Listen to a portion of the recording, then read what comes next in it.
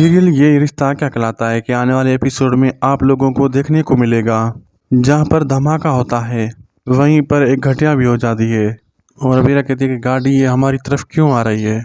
तभी वो देखती हैं कि उस गाड़ी में से मनोज उतरता है और कहता है कि रोहित तुम जाओ और हॉस्पिटल में अपना इलाज करवाओ। तभी अबीरा भी घर वालों से कहती है कि अरमान और रोहित नानू को ढूंढने के लिए गए थे कि माँ हमें उन्हें ढूंढ कर लाना होगा। तभी दोनों ढूंढने के लिए जाते हैं। तभी अरमान रोहित कहते हैं कि हमें ये तीनों तो मिले ही नहीं।